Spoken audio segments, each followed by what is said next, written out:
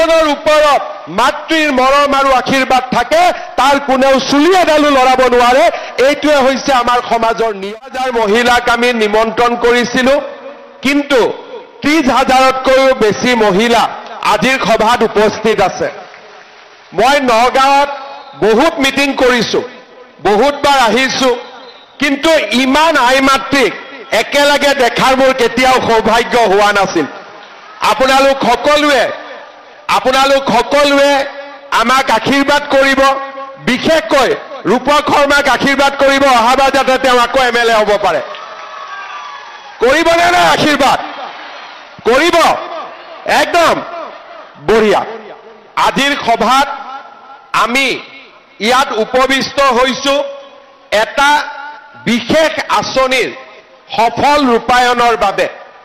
কেইটামান দিন আগতে আমি অসমত অৰুণোদয় আঁচনিৰ 3য় সংস্কৰণ আমি আৰম্ভ কৰিছিলোঁ। সেই আঁচনিৰ জৰিয়তে আমি অসমৰ 32 লাখ পৰিয়ালক মাহত 1250 টকাকৈ দিয়াৰ যি আমাৰ সংকল্প আছিলে, সেই সংকল্পক আমি বাস্তৱত ৰূপায়ণ কৰিছিলোঁ। অসমে অৰুণোদয় আঁচনি ৰূপায়ণ কৰাৰ পিছত মই দেখা পাইছিলোঁ পশ্চিমবংগ, ঝাৰখণ্ড, ছত্তীশগড়, মধ্যপ্ৰদেশ, মহাৰাষ্ট্ৰ, কৰ্ণাটক, হাৰিয়ানাৰ দৰে প্ৰগতিশীল ৰাজ্য, যাৰ অৰ্থনীতি অসমতকৈও বেছি ভাল, তেনে ৰাজ্যসমূহে আমাৰ পৰা অৰুণোদয় আঁচনি লৈ গৈছিলে। এতিয়া মহিলা সবলীকৰণৰ দিশত আমাৰ অসম এখন শ্ৰেষ্ঠতম ৰাজ্যত পৰিণত হৈছে। অকল যে অৰুণোদয় আঁচনি আমি প্ৰদান কৰিছোঁ সেয়ে নহয়, যোৱা 4.5 বছৰত অসমত মহিলাৰ বিৰুদ্ধে যি এসময়ত বিভিন্ন ধৰণৰ অপৰাধমূলক কাম সংগঠিত হৈছিল, সি দ্ৰুত গতিত কমিব ধৰিছে আৰু নিযুত মইনাৰ দৰে আঁচনিৰ বাবে আমাৰ ৰাজ্যখনত লাহে লাহে ছোৱালীৰ শিক্ষা দ্ৰুত গতিত বাঢ়িব লাগিছে। যোৱা বছৰ আমি 58,000 ছোৱালীক নিযুত মইনা আঁচনি দিছিলোঁ কলেজৰ ক্ষেত্ৰত। এইবাৰ আমাৰ নতুন আবেদন আহিছে 1,58,000। অৰ্থাৎ আজি আমাৰ আঁচনিসমূহে ছোৱালীয়ে হওক, মাতৃয়ে হওক, বৃদ্ধাই হওক, বিধৱাই হওক, সকলোৰে জীৱনত কৰবাত নহয় কৰবাত স্পৰ্শ কৰিবলৈ সক্ষম হৈছে। আমি যেতিয়া কোনোবা কলেজত যাওঁ, কলেজৰ বাহিৰত আমি দেখা স্কুটিবিলাকে প্ৰমাণ কৰে যে আমাৰ আঁচনিবিলাক আজি কিমান সফল হৈছে। কোনোবা যদি আমি হাইস্কুললৈকে যাওঁ, কোনোবা যদি আমি হায়াৰ ছেকেণ্ডাৰী স্কুললৈকে যাওঁ, তাৰ চাইকেলৰ ষ্টেণ্ডত জমা হৈ থকা চাইকেলবিলাকে প্ৰমাণ কৰে যে আমাৰ চৰকাৰে লোৱা আঁচনিবিলাকে আমাৰ ৰাজ্যখনলৈ কিমান দ্ৰুত গতিত পৰিৱৰ্তন আনিবলৈ সক্ষম হৈছে। আজি এছাম লোকে আমাৰ আঁচনিসমূহক সমালোচনা কৰে, কিন্তু তেখেতসকলে এটা কথা বুজি নাপায় যে ইয়াৰ বিকল্প কি। আমি যদি ক্লাছ 9ৰ ছোৱালীজনীক স্কুললৈ যাবলৈ যদি চাইকেলখন নিদিওঁ, তাৰ বিকল্প কি? বিকল্প এটাই যে ছোৱালীজনীয়ে ঘৰৰ পৰা 2 কিলোমিটাৰ খোজকাঢ়ি স্কুললৈ আহিব লাগিব। আজি যদি আমি অৰুণোদয় আঁচনি নিদিওঁ, অসমৰ লাখ লাখ দুখীয়া মহিলাই ঘৰখন চলাবৰ বাবে কাৰোবাৰ ওচৰত হাত পাতিব লাগিব। আমি যদি নিযুত মইনা আঁচনি নিদিওঁ, অসমৰ ছোৱালীবিলাকে আধাতে পঢ়া এৰি কাৰোবাৰ লগত বিয়াত বহিব লাগিব। নিজৰ সপোন তেওঁলোকে কেতিয়াও বাস্তৱত ৰূপায়ণ কৰিবলৈ সুবিধা নাপাব। আজি আমাৰ চৰকাৰখনে বাৰে বাৰে চিন্তা কৰিছে যে আমি অসমৰ সমাজখনক কেনেকৈ আগবঢ়াই লৈ যাব পাৰো, নিজৰ ভৰিত কেনেকে আমি থিয় কৰাব পাৰো আৰু আমাৰ ৰাজ্যখনক ভাৰতবৰ্ষৰ এখন সৰ্বশ্ৰেষ্ঠ ৰাজ্যলৈ কেনেকে আমি ৰূপান্তৰ কৰিব পাৰো। আজি আমি সমগ্ৰ অসমৰ গাঁৱে ভূঞে শিক্ষাৰ ক্ষেত্ৰত হওক, স্বাস্থ্যৰ ক্ষেত্ৰত হওক, যাতায়াতৰ ক্ষেত্ৰত হওক আৰু দৰিদ্ৰতা দূৰীকৰণৰ ক্ষেত্ৰত হওক আমি লোৱা পদক্ষেপে আজি সকলোৰে দৃষ্টি আকৰ্ষণ কৰিব পাৰিছে। কেইটামান মাহ আগতে, আজিৰ পৰা 2 মাহ আগতে বিহাৰৰ মুখ্যমন্ত্ৰী নীতিশ কুমাৰে মোক ফোন কৰিছিলে যে আপুনি আমাৰ অফিচাৰবিলাকৰ লগত এখন ভিডিঅ' কনফাৰেন্স কৰি দিব নেকি। মই সুধিছিলো যে কি ছাবজেক্টত মই কথা পাতিব লাগিব। তেতিয়া মোক কৈছিলে যে আপুনি যে মহিলা উদ্যমিতা আঁচনি লৈছে, এই আঁচনিখনৰ বিষয়ে মোৰ অফিচাৰসকলক বুজাই দিব লাগে। মই তেওঁলোকৰ অফিচাৰসকলৰ লগত গুৱাহাটীৰ পৰা ভিডিঅ' কনফাৰেন্স কৰি মই বুজাইছিলো যে আমি কেনেকৈ গোটেই অসমত মহিলা উদ্যমিতা আঁচনিৰ জৰিয়তে লাখ লাখ মহিলাক কৰ্মমুখী, উৎপাদনমুখী আমি কৰিবলৈ প্ৰচেষ্টা কৰিছো। যোৱা 15 দিন আগতে নীতিশ কুমাৰ ডাঙৰীয়াই প্ৰধানমন্ত্ৰী নৰেন্দ্ৰ মোদী ডাঙৰীয়াক বিহাৰলৈ মাতি আনি আমাৰ এই আঁচনিখন বিহাৰত শুভ আৰম্ভণি কৰে। আজি আমাৰ অসমত কংগ্ৰেছে আমাক সমালোচনা কৰে, কিন্তু কংগ্ৰেছৰ কৰ্ণাটকৰ চৰকাৰে আমাৰ পৰা অৰুণোদয় আঁচনিখন লৈ গৈ তাতে ৰূপায়ণ কৰি তেওঁলোকে প্ৰমাণ কৰিছে যে আজি অসমে ভাৰতক ৰাস্তা দেখুৱাই, আজি অসমে ভাৰতবৰ্ষৰ আন আন চৰকাৰসমূহকো ৰাস্তা দেখুৱাই যে দৰিদ্ৰতা নিৰ্মূল কৰাৰ বাবে এখন দেশত মহিলাসকলক আগবঢ়াই নিয়াৰ বাবে কেনে প্ৰচেষ্টা আমি হাতত ল'ব লাগে। শ্ৰদ্ধাৰ ৰাইজ, আজিৰ পৰা 1 বছৰ আগতে যোৰহাটত প্ৰধানমন্ত্ৰী নৰেন্দ্ৰ মোদী ডাঙৰীয়া আহিছিল। তেখেতে মোক কৈছিলে যে আমাৰ ভাৰতবৰ্ষত মই 2 কোটি মহিলাক লাখপতি বাইদেউ বনাব বিচাৰো। তেখেতে ভাষণত কৈছিলে যে আমি যদি 2 কোটি মহিলাক লাখপতি বাইদেউ বনাব পাৰো, আমাৰ সমাজ জীৱনলৈ বহুত পৰিৱৰ্তন আহিবলৈ সক্ষম হ'ব। মই তেখেতক কৈছিলো যে প্ৰধানমন্ত্ৰী ডাঙৰীয়া, আপুনি আমাক সহায় কৰক, বেংকক আমাৰ আই মাতৃসকলক লোন দিবলৈ পৰামৰ্শ দিয়ক। আমি লাহে লাহে আমাৰ অসমখনতো আমি লাখপতি বাইদেউৰ সৃষ্টি কৰিম। আমাৰ ৰাজ্যত 4 লাখ আত্মসহায়ক গ্ৰুপ আছে। 4 লাখ আত্মসহায়ক গ্ৰুপত আমাৰ 40 লাখ মহিলা জড়িত হৈ আছে। এই মহিলাসকলক আমি যদি অলপ অলপ কৰি সহায় কৰি যাব পাৰো, অন্তত কেইবা লাখ মহিলাও লাখপতি মহিলা হ'ব, তাত মোৰ কোনো সন্দেহ নাই।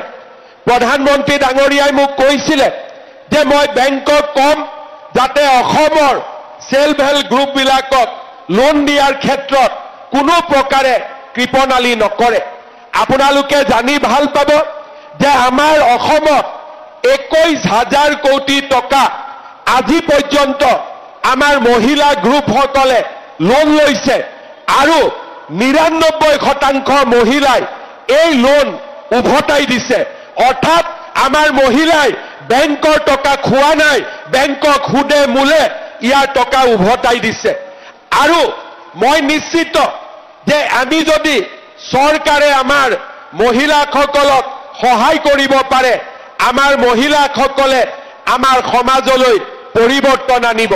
এসময়ত যদি মূলা গাভৰুৱে সমাজলৈ পৰিৱৰ্তন আনিছিল, এসময়ত যদি কনকলতা বৰুৱাই স্বাধীনতাকামী জনতাক উৎসাহিত কৰিছিল, তেনেহলে অসমৰ অৰ্থনৈতিক স্বাৱলম্বিতাৰ ক্ষেত্ৰতো আমাৰ মহিলাসকলে আজিও জ্বলন্ত উদাহৰণ হৈ থিয় দিব পাৰে।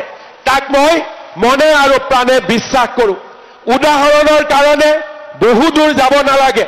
আমাৰ নগাঁৱৰ মণিকাঞ্চন ভিঅ আৰু মহালক্ষ্মী CLFৰ অধীনত বটদ্ৰবাৰ সৰুচিঙা মাজৰ খান আই লক্ষ্মী আত্মসহায়ক গোটৰ লাবণ্য কলিতা বাইদেউ আজি এটা ডাঙৰ আদৰ্শ তেখেতে আদৰ্শ হোমষ্টে নিৰ্মাণ কৰিছে প্ৰশিক্ষণ কৰিছে বেংকৰ জৰিয়তে 1 লাখ টকাৰ ঋণ লাভ কৰিছে আৰু মহাপুৰুষ গুৰুজনাৰ জন্মভূমি আজি বটদ্ৰবাত লাবণ্য বাইদেৱে হোমষ্টে নিৰ্মাণ কৰি আমাৰ সমগ্ৰ অসমীয়া মহিলাৰ আদৰ্শ হিচাপে থিয় দিছে আজি বাইদেৱে মাহত 20,000 টকা উপাৰ্জন কৰে আৰু বছৰত 2,40,000 টকা উপাৰ্জন কৰে নগাঁৱৰে সূৰ্যমুখী আত্মসহায়ক গোটৰ সদস্য পূৰ্ণিমা বৰদলৈ বাইদেৱে কঠোৰ পৰিশ্ৰম কৰি কৃষি পশুপালন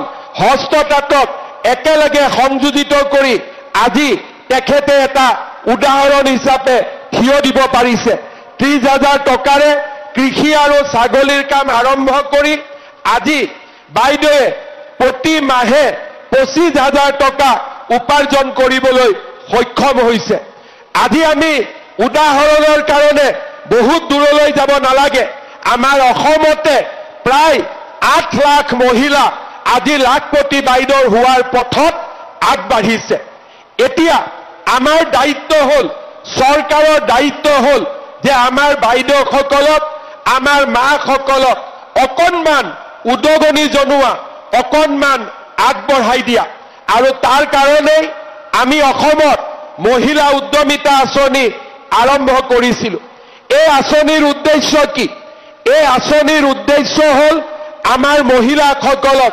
কৰ্মমুখী কৰি আমি দুপে আগবঢ়াই লৈ যোৱা আজি আপোনালোকে দেখিব যে আপোনালোকে ফৰ্ম ফিল আপ কৰিলে আৰু প্ৰপত্ৰ পূৰণ কৰাৰ পিছত আমি সৰু ডাঙৰকৈ আপোনালোকক প্ৰশিক্ষণ দিলোঁ আজি আমি আপোনালোকক 10,000 টকাৰ চেক আমি দিম কিন্তু আপোনালোকে এবাৰৰ কাৰণেও নাভাবিব যে আমি 10,000 টকাতেই আপোনালোকৰ প্ৰতি থকা আমাৰ দায়িত্ব সামৰণি মাৰিম মোৰ স্পষ্ট কথা আমি আপোনালোকক প্ৰথম পৰ্যায়ত 10,000 টকা দিম দ্বিতীয় পৰ্যায়ত আমি আপোনালোকক 25,000 টকা দিম আৰু তৃতীয় পৰ্যায়ত আমি আপোনালোকক 50,000 টকাকৈ আমি আপোনালোকক আগবঢ়াম আমি কেনেকৈ পাম 25,000 টকা আমি কেনেকৈ পাম 50,000 টকা আমি কেনেকৈ পাম আজি আমি আপোনালোকক 10,000 টকা দিম আৰু 10,000 টকাটো লৈ আমি সকলোৱে এটা মোবাইল কিনি লম কোনে কোনে কিনিব মোবাইল কোনে কোনে কিনিব হাত ডাঙক মোবাইল আচ্ছা কোনে কোনে নিকিনে হাত ডাঙক এতিয়া আচ্ছা বুজিলো তাৰ মানে আপোনালোকে বুজি পালে যে এই 10,000 টকাটো মোবাইল ফোনৰ কাৰণে নহয় মোৰ এটা মই অভিজ্ঞতা কম মই বিহালীত গৈছিলোঁ তেতিয়া প্ৰথম আৰম্ভণি 10,000 টকাকৈ বিলালো ষ্টেজৰ পৰা নামি আহোঁতে এগৰাকী মায়ে মোৰ লগত সেলফি উঠিলে ফোনটো বেয়া আছিলে ফটোটো নুঠে মই ক'লো খুৰী ফোনটো কেমেৰাটো ঠিক নহয় নেকি বোলে আজিয়ে বদলাই ল'ম টকা পালো নহয় তাৰ মানে তেতিয়া মহিলাসকলে বুজা নাছিলে যে মহিলা উদ্যমিতাটো কি বহুতে মোক সোধে গছ ৰুলো 10,000 টকাটো আহাই নাই দেখোন গছ ৰুবৰ কাৰণে আমি 10,000 টকা দিয়া নাই আমি কিয় দিছো যে আপোনালোকক লাহে লাহে এটা পৰিৱেশলৈ লৈ যোৱা অকণমান এডাল গছ ৰুলো ছোৱালীজনীক স্কুলত পঠিয়ালো আৰু লগতে ক'লো যে 3টাতকৈ বেছি বাচ্চা জন্ম নিদিব হয়নে নহয় এতিয়া যাৰ 8টা 9টা আছে তেওঁলোকে আঁচনি পোৱা নাই আৰু কাৰণ 8টা 9টা থাকিলে কেনেকৈ উৎপাদনমুখী কাম কৰিবতো নোৱাৰে সেইকাৰণে আমি নিয়ম কৰিলো যে 3টা সন্তানৰ মাতৃসকলকে এই আঁচনি আমি দিম যাতে ল'ৰা ছোৱালীক পঢ়াবও পাৰে আৰু উৎপাদনমুখী কামো কৰিব পাৰে আজি এই 3টা কথা হোৱাৰ পিছত আমি আপোনালোকক 10,000 টকাৰ চেক দিম এই 10,000 টকা আমি কেনেকৈ খৰচ কৰিম 3টা নিয়ম আছে আপোনালোকক মই এই কাৰণে কৈছো যে অহা 6 মাহ 7 মাহত আমি আপোনালোকৰ ঘৰত আকৌ পৰীক্ষা কৰিম যে এই 10,000 টকাটো আমি কি কামত খৰচ কৰিলো। প্ৰথম আমাৰ এটা গ্ৰুপ আছে, 10,000 টকাটো আমি যদি গ্ৰুপত জমা দিওঁ আমাৰ 1 লাখ টকা হ'ব, আৰু 1 লাখ টকাটো যদি বেংকে দেখা পায় আমাক আৰু 1 লাখ টকা লোন দিব। তাৰ মানে আমি গ্ৰুপত টকাটো যদিও চেক আমি মহিলাৰ নামত দিম, কিন্তু মহিলাসকলে ইচ্ছা কৰিলে 10,000 টকাটো আমি আমাৰ গ্ৰুপত জমা দিব পাৰো আৰু গ্ৰুপৰ আমি ব্যৱসায় আগবঢ়াই লৈ যাব পাৰো। এইটো হল 1 নম্বৰ। কিছুমানে ক'ব যে নহয় আমাৰ গ্ৰুপৰ বহি বেলেগ, গ্ৰুপৰ একাউণ্ট বেলেগ, গতিকে এই টকাটো আমি গ্ৰুপত নিদিওঁ। ভাল কথা। আমি যদি গ্ৰুপত নিদিওঁ টকাটো দি আমি কি কৰিম? যিকোনো এটা ব্যৱসায় আমি আৰম্ভ কৰিম। ছাগলী হওক, কুকুৰা হওক, আমাৰ হাল হওক বা আন সৰু সুৰা দোকান যাৰ য'ত আছে, আমি তেনেকৈ কিবা এটা নতুন ব্যৱসায়ত আমি 10,000 টকাটো খৰচ কৰিম। তৃতীয়, যে মই কিবা এটা যদি কৰিব যাওঁ 10,000 টকাটো যথেষ্ট নহয়, গতিকে 10,000 টকা দি মই যদি কিবা এটা কৰোঁ মই হয়তো সফল নহম। মই কি কৰিব পাৰোঁ? যে মোৰ স্বামীৰ ইতিমধ্যে এটা ব্যৱসায় আছে, স্বামীৰ দোকান আছে, স্বামীয়ে আন কিবা ব্যৱসায় কৰে, স্বামীৰ ব্যৱসায়টো যদি আমি এই 10,000 টকাটো লগাই দিওঁ তেতিয়াও আমি কিছুদিন পিছত চৰকাৰক ক'ব পাৰিম যে এই টকাটো মই মোৰ হাজবেণ্ডৰ বা স্বামীৰ ব্যৱসায়ত খৰচ কৰিছোঁ। মানে মই 3টা ৰাস্তা আপোনালোকক দেখুৱাইছোঁ। প্ৰথম গ্ৰুপৰ জৰিয়তে, দ্বিতীয় নিজে, আৰু তৃতীয় হ'ল মোৰ স্বামীৰ ব্যৱসায়ত এই 10,000 টকাটো আমি খৰচ কৰিলোঁ। কাৰণ আমি বিশ্বাস কৰোঁ যে এখন ঘৰ স্বামী আৰু স্ত্ৰীৰ সহযোগতহে এখন ঘৰ আগবাঢ়ি যাব পাৰে। শ্ৰদ্ধাৰ আই মাতৃসকল, এই 10,000 টকাৰ ভাল খৰচ হোৱাৰ লগে লগে 1 নম্বৰ, 2 নম্বৰ, 3 নম্বৰ যিটো ৰাস্তা দিয়ে যাওক কিয়, এই কামখিনি আপোনালোকে কৰাৰ পিছত চৰকাৰে অহা বছৰ আপোনালোকক 25,000 টকাৰ ব্যৱস্থা কৰি দিব।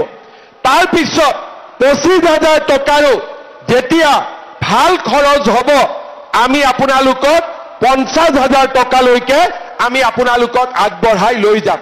এইটোৱে হৈছে আমাৰ কথা। খালি এটাই মাত্ৰ আমাৰ চৰ্ত আছে, সৰু চৰ্ত, যে আজি আমাৰ সন্তান 3টা, দ্বিতীয় ইনষ্টলমেণ্ট লোৱাৰ আগতে 4টা হৈ গ'ল। তেতিয়াহ'লে আমি সেই মহিলাক আমি টকা নিদিওঁ, কাৰণ আমি বিচাৰোঁ যে মহিলাজনীয়ে বাচ্চাৰ যত্ন লওক। এইবিলাক কামত ঘূৰি ফুৰিলে বাচ্চাৰ পঢ়া শুনা ক্ষতিগ্ৰস্ত হ'ব, আৰু সেইকাৰণে আমি বিচাৰিম যে আমাৰ লাখপতি বাইদেউ যিসকলে হ'ব খুজিছে 3টা সন্তানতে আপোনালোক আবদ্ধ হৈ থাকক। মানুহে 2টা বুলি কয়, কিন্তু আমি সংখ্যাটো কমি আহি আছোঁ কাৰণে মই 3টা কৈ দিছোঁ, হয়নে নহয়? আমাৰ নগাঁৱততো আমি বেছিকৈ গম পাওঁ যে আমি লাহে লাহে কমি নোহোৱাই হৈ যাব ওলাইছোঁ। সেইকাৰণে আমাৰ কৰবাত নহয় কৰবাত 2টাৰ জেগাত আমি 3টা যাব লাগিব। গতিকে 3টালৈকে আপত্তি নাই, কিন্তু 4টা হ'লে 2টা কাম আমি একেলগে চলাব নোৱাৰোঁ। কাৰণ ল'ৰা ছোৱালীক যদি এই পৃথিৱীলৈ আমি আনো, পঢ়া শুনা কৰোৱাটো মাতৃ সমাজৰ এটা ডাঙৰ দায়িত্ব। শ্ৰদ্ধাৰ ৰাইজ, শ্ৰদ্ধাৰ আই মাতৃসকল, আমি যিবিলাক কথা দিছিলোঁ ইলেকশ্যনৰ সময়ত আমি সব কথা ৰাখিছোঁ। এটা কথা নাই যি কথা আমি ৰখা নাই। আজি যেতিয়া ইলেকশ্যন হৈছিলে, অৰুণোদয় আঁচনি যেতিয়া আমি আৰম্ভ কৰিছিলোঁ, তেতিয়া কংগ্ৰেছে কৈছিলে যে নহয় এইবিলাক আঁচনি ইলেকশ্যনৰ পিছত বন্ধ হৈ যাব। বন্ধটো নহ'লে 830 টকা 1,000 হ'ল, 1,000 1250 টকা হ'ল। এতিয়া আমি ঠিক কৰিছোঁ জানুৱাৰী মাহৰ পৰা অৰুণোদয় পৰিয়ালে যেতিয়া গেছ কিনিব, গেছৰ ছাবচিডিও আমি 250 টকা আপোনালোকৰ বেংক একাউণ্টত সোমাই দিম। তাৰ মানে আমি কতো ৰখি নাযাওঁ, আগবাঢ়ি গৈ থাকোঁ। তেনেকে আজি আমি আপোনালোকক 10,000 দিলোঁ, 25,000 প্লেনিং আমি আৰম্ভ কৰিয়ে দিলো যে কেনেকে আমি 25,000 টকা আগলৈকে গৈ আমি আপোনালোকক দিব পাৰো। আমাৰ লক্ষ্য কি?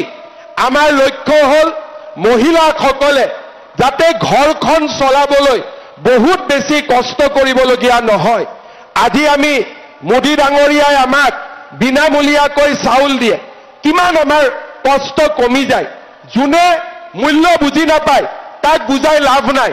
কিন্তু অসমত 67 লাখ পৰিয়ালে 67 লাখ পৰিয়ালে প্ৰত্যেক মাহত ৰেচনৰ দোকানত গৈ ষ্টাম্প লগাই পেলাই চাউল লৈ আহে আৰু তাৰ পৰা আমি বুজি পাওঁ যে সেইখিনি চাউলে পৰিয়ালটোক কিমান সহায় কৰে। 10 তাৰিখৰ দিনটোৰ কাৰণে ৰখি থাকে যে মোৰ অৰুণোদয় এই মাহত সোমাল নে নাই সোমোৱা। এতিয়া আমি নৱেম্বৰ মাহৰ পৰা আপোনালোকক দালি, নিমখ আৰু চেনিও আমি কম দামত দিয়া আৰম্ভ কৰিম। কংগ্ৰেছে কৈছে যে আমি বোলে কিবা হিতাধিকাৰী নিৰ্বাচন কৰিছো। ঠিক আছে, আমি যদি হিতাধিকাৰীয়ে কৰিছো, কংগ্ৰেছৰ মানুহবিলাকে কিয় অৰুণোদয় এপ্লাই কৰে? কংগ্ৰেছৰ মানুহবিলাকে কিয় মাহত বিনামূলীয়া চাউল লয়? তাৰ জবাবটো দিয়ক। কংগ্ৰেছৰ মানুহবিলাকে কিয় অৰুণোদয় লৈ আছে? কংগ্ৰেছৰ মানুহবিলাকে কিয় বিনামূলীয়া চাউল লৈ আছে? আৰু এই কংগ্ৰেছৰ মানুহবিলাকে দালি, নিমখ, চেনি কিনিবৰ কাৰণে লাইনত থিয় হ'ব, নিশ্চিত হৈ থাকক। তাৰ মানে কংগ্ৰেছে লৈ থাকিব লাগে, আমি বিজেপিখিনিয়ে ল'ব নালাগে। কংগ্ৰেছৰ কথাটো হ'ল সেইটো। কিন্তু আমি কংগ্ৰেছকো দিছো, বিজেপিকো দিছো। আমি দুখীয়া আৰু ধনীৰ পাৰ্থক্য আমি বিচাৰ কৰা নাই। এজনে ক'লে যে মিঠাতেল দিব নালাগে, তেতিয়া মই ক'লো সৰুতেতো মোৰ জ্বৰ হ'লে মায়েতো মিঠাতেল গৰম কৰিয়ে ভৰি তলত মালিচ কৰিছিলে। কৰে নে নাই? আপোনালোকে কৰে নে নাই? তাৰমানে কংগ্ৰেছে মাকৰ মৰমো বুজি নাপায়।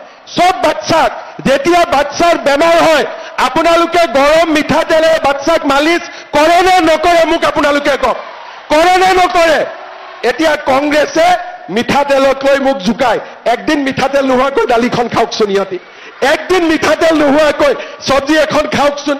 তাৰমানে মই এইটোৱে বুজিলো যে এই কংগ্ৰেছৰ মানুহবিলাকক তেওঁলোকৰ মাকে সৰুতে চিনি পাইছিল যে ই আগত গৈ কংগ্ৰেছে হ'ব, সেইকাৰণে তাৰ জ্বৰ উঠিলেও তাক তেলেদি কেতিয়াও মালিচ নকৰিছিলে।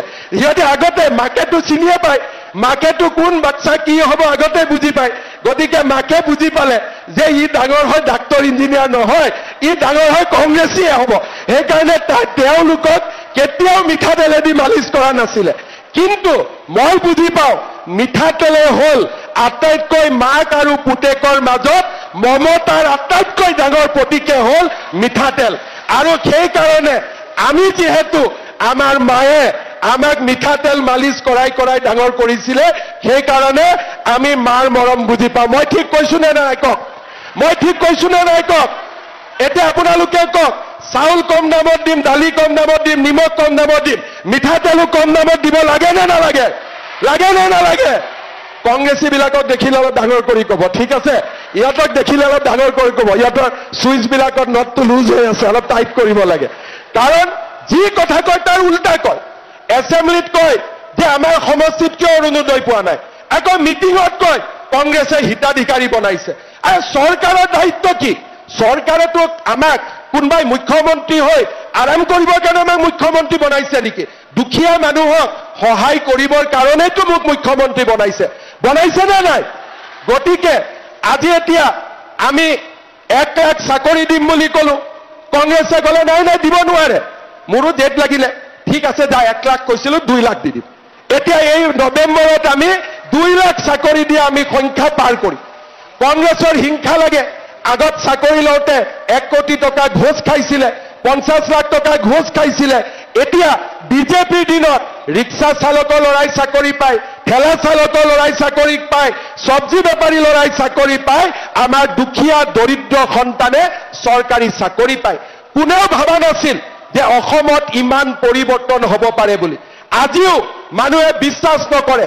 চাকৰি পোৱাৰ দিনাখন টিভিত আপোনালোকে দেখিছে মানুহৰ কিমান আৱেগ, কোনেও বিশ্বাস কৰিব পৰা নাছিল। আৰু সেইকাৰণে আমি চিন্তা কৰো 1 লাখ কৈছিলো 2 লাখ দিলো, অহাবাৰ 2 লাখ কম গৈ 4 লাখ দিব লাগিব। এইটোৱে হৈছে বিজেপিৰ যাত্ৰা।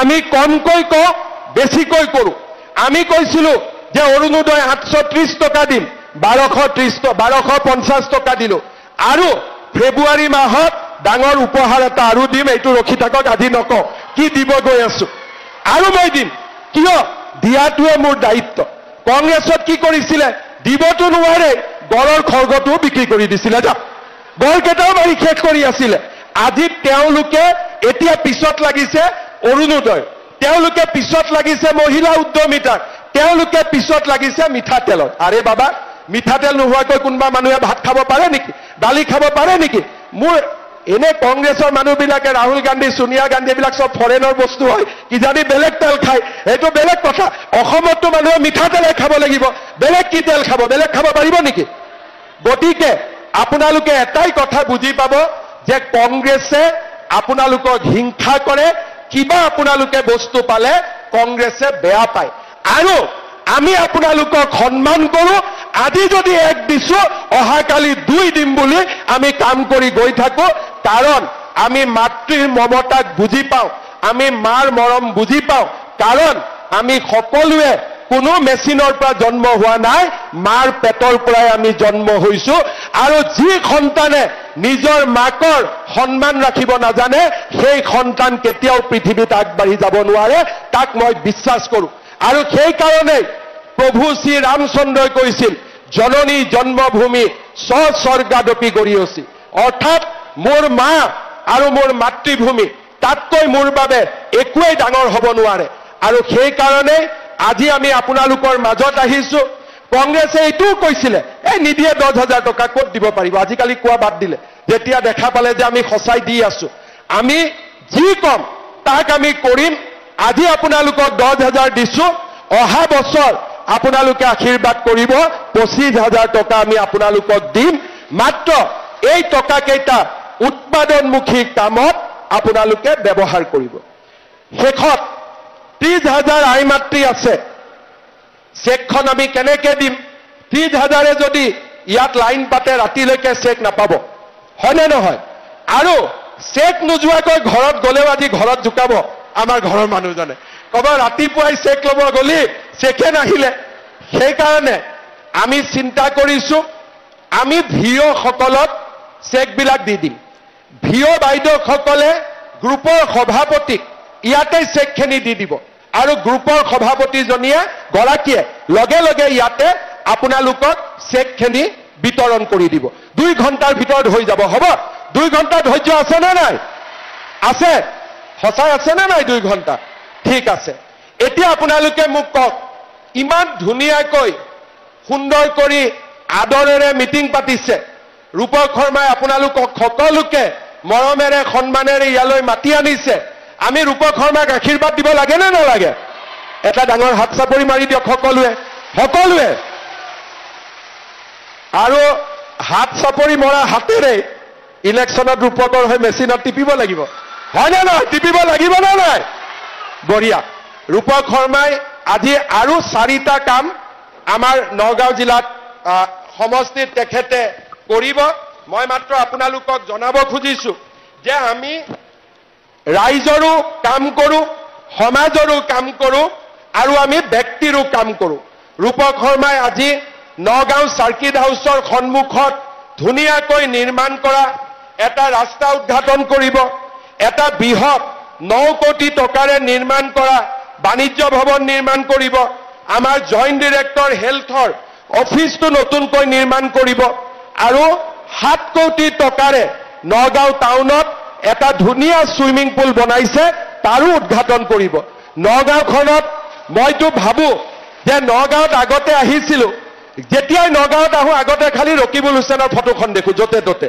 আৰু নগাঁৱত একো নাছিলে এতিয়া ৰূপক শৰ্মাৰ দিনত ৰূপকৰ ফটো কম দেখো সাৰ্কিট হাউস আমাৰ ষ্টেডিয়াম সুইমিং পুল ৰাস্তা নগাঁৱৰ উন্নতি আমি বেছি দেখো মই ঠিক কৈছো নে নাই আৰু সেই কাৰণে সকলোৱে ৰূপক শৰ্মাক ইলেকশ্যনতো জিকাব লাগিব আৰু ৰূপক শৰ্মাৰ জৰিয়তে নগাঁৱৰ যাতে আৰু কাম হ'ব পাৰে তাৰ কাৰণে আমি আশীৰ্বাদ কৰিব লাগিব ডিসেম্বৰ মাহত বা জানুৱাৰীত আমাৰ কেন্দ্ৰৰ গৃহমন্ত্ৰী ডাঙৰীয়া আহিব বটদ্ৰৱাত আমি মহাপুৰুষ শ্ৰীমন্ত শংকৰদেৱৰ জন্মভূমি সজাই পৰাই তুলিছো তাৰো আমাৰ উদ্বোধনী হ'ব নগাঁৱলৈ বহুত টুৰিষ্ট আহিব সেই আমাৰ যিটো জন্মস্থান উদ্বোধন হোৱাৰ পিছত লাহেকৈ আমি নগাঁও বিশ্ববিদ্যালয়খনো আগুৱাই লৈ যাম যাতে এখন সুন্দৰ বিশ্ববিদ্যালয় আমি নগাঁৱত পাব পাৰো আৰু লাহে লাহে